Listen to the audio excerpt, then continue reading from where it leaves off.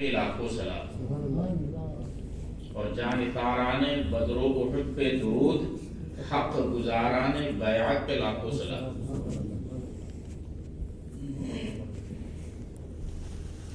جیسا کہ آپ حضرات اچھی طرح جانتے ہیں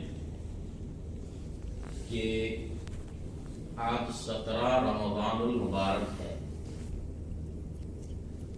اب یہ یوم بدر بھی ہے اور حضرت عائشہ صدیقہ رضی اللہ تعالی عنہ کا یوم وصال بھی ہے، تو مختصر وقت میں دونوں ٹاپک پر تو گفتگو ہو نہیں سکتی، اس لیے آج میں حضرت عائشہ کی فضائل بیان کروں گا، اور کل جو ہے وہ انشاءاللہ العزیز ہم اصحاب بدر کی فضیلت اور یوم الفرقان، یوم التقى الجمعان، اس پر گفتگو کرے گی انشاءاللہ۔ حضرت سیدہ عائشہ صدیقہ رضی اللہ تعالی عنہ نبی پاک صلی اللہ تعالی علیہ وسلم کی بہت ہی محبوبہ زوجہ مطہرہ مقدسہ، اس میں کوئی شک و شبہ نہیں۔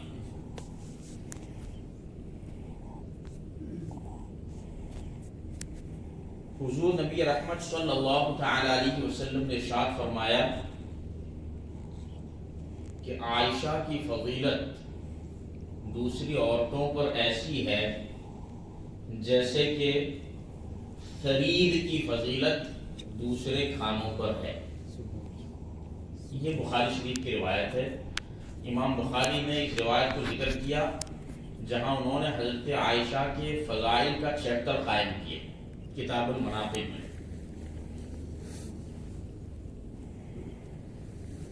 امام بخاری کا طرز انداز یہ ہے کہ وہ ایک ہی روایت کو بار بار لاتے ہیں ڈیفرنٹ چیپٹر قائم کر کے، تو اس روایت کو انہوں نے مکرر ذکر فرمایا ہے، تھوڑا بہت الفاظ کی کمی بیشی کے ساتھ۔ اچھا، اب یہاں سمجھنا یہ ہے کہ حضرت عائشہ صدیقہ رضی اللہ تعالی عنہ کو ثرید کھانے سے تشبیہ کیوں دی گئی، اور یہ ثرید کھانا ہوتا کیا ہے؟ دو چیزیں سمجھنی ہے، اور اگر یہ دو چیزیں آپ نے سمجھ لی تو پھر حضرت عائشہ کی فضیلت جو ہے وہ خود بخود آپ سمجھ جائیں گے۔ اصل میں ثرید جو ہے اس کے بارے میں شارحین لکھتے ہیں کہ یہ ایک کھانا ہے جو روٹی، شوربے اور گوشت کے ساتھ ملا کر کے تیار کیا جاتا ہے۔ سمجھ رہے ہیں؟ اور عربوں میں یہ کھانا جو ہے وہ بہت ہی زیادہ مقوی یعنی طاقت دینے والا، ہیلتھی فوڈ، جنک فوڈ نہیں، ہیلتھی فوڈ، اور دوسرے تمام کھانوں میں عرب اس کو بہت زیادہ پسند بھی کرتے تھے، اور عربوں میں یہ کھانا جو ہے بہت ہی فضیلت کا معیار تھا۔ دعوتوں میں عام طور پہ یہی بنتا ہے۔ ہمارے یہاں دال چاول رہتے ہیں کیونکہ یہی ہمارا سرید ہے، لیکن عربوں کا سرید کیا تھا؟ گوشت، شوربہ اور روٹی، اس کو ملا کر کے بالکل مائدے کی شکل بنتی تھی۔ تو یہ بڑا مقوی، زود ہضم یعنی کوئک ڈائجسٹڈ فوڈ اور مقوی اور ہیلتھی فوڈ تھا یہ۔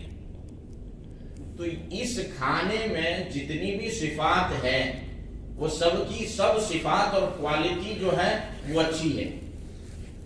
یہ بدن کو تقویت دیتا ہے، جلدی ڈائجسٹ ہوتا ہے، عربوں میں بہت زیادہ پسند کیا جاتا۔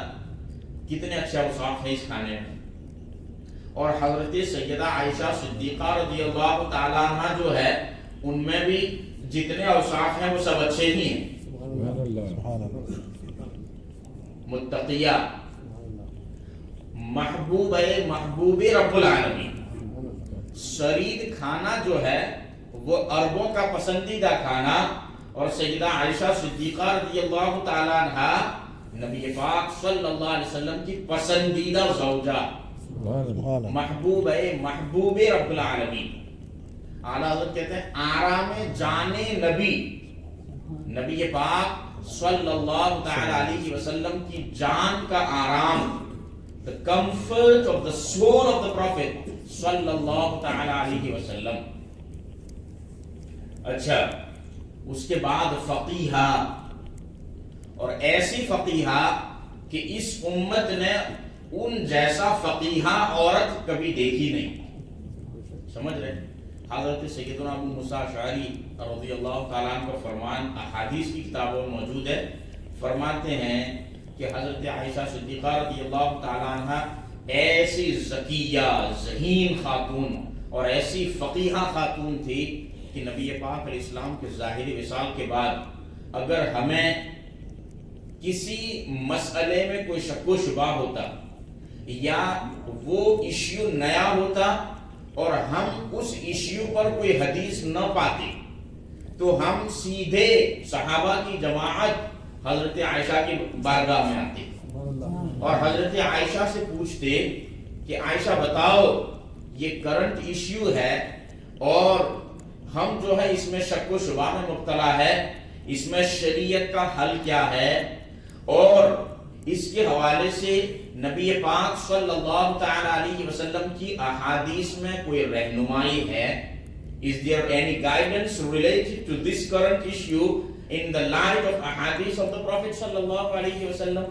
حضرت ابو موسیٰ اشعری کہتے ہیں کہ ہم یا تو اس نئے مسئلے کا حل پا لیتے یا پھر اس نئے مسئلے کے حوالے سے حدیث پا لیتے حضرت عائشہ کے پاس.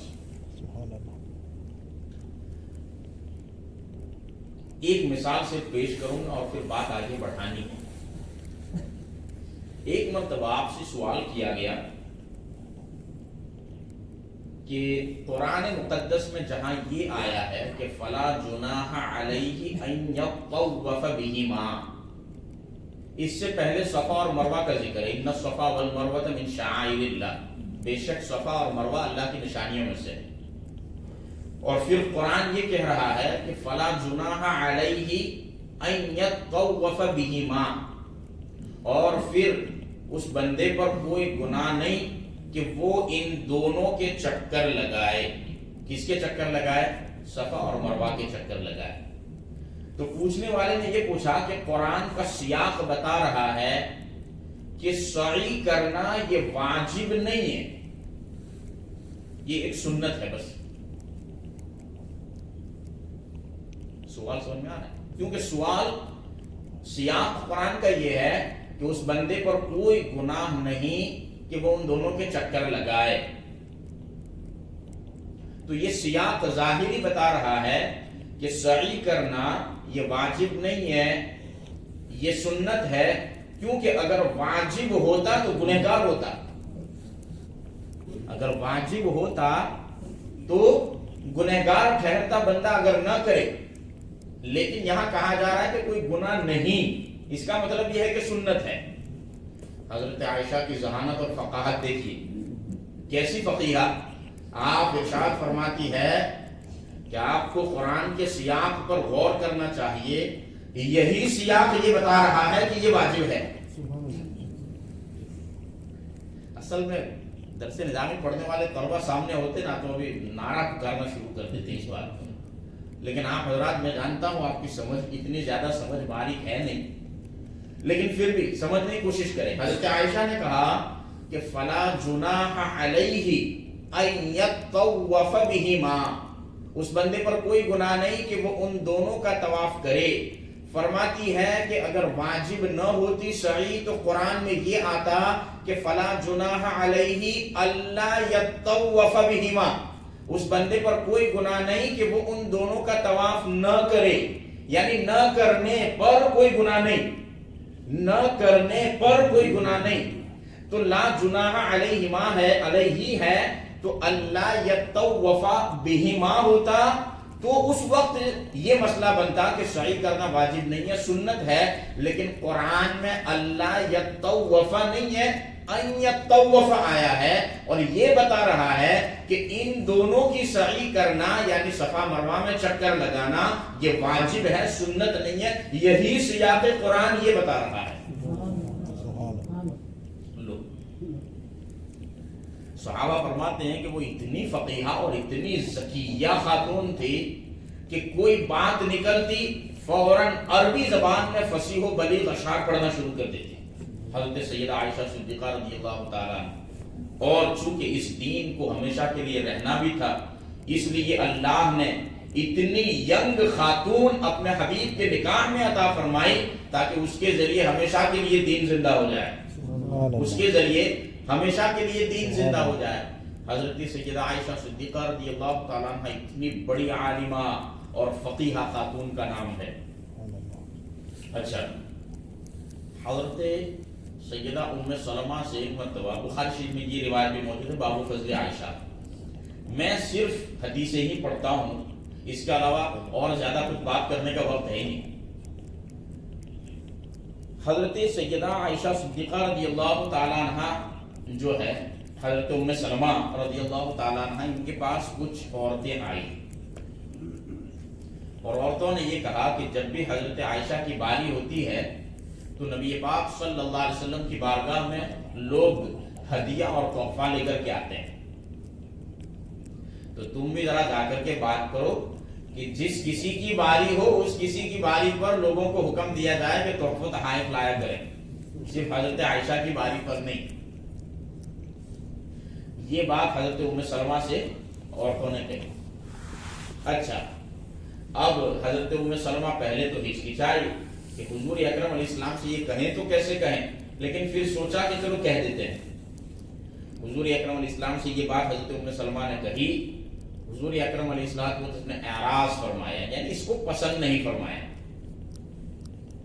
پھر حضرت ام سلمہ نے یہ کہا کہ لوگ دوسری عورتیں بھی ایسا کہتی ہے، تو پھر حضور اکرم علیہ السلام نے ارشاد فرمایا کہ ام سلمہ مجھے عائشہ کے بارے میں نہ ٹوکا کرو، کیونکہ میں تم میں سے کسی کے بستر پر ہوتا ہوں اور مجھ پر وحی نہیں آتی، لیکن عائشہ کے لحاف میں میں رہتا ہوں اور مجھ پر وحی کرتی ہے۔ تو عائشہ کی فضیلت تمہارے رب کے یہاں بھی بہت بلند و بالا ہے۔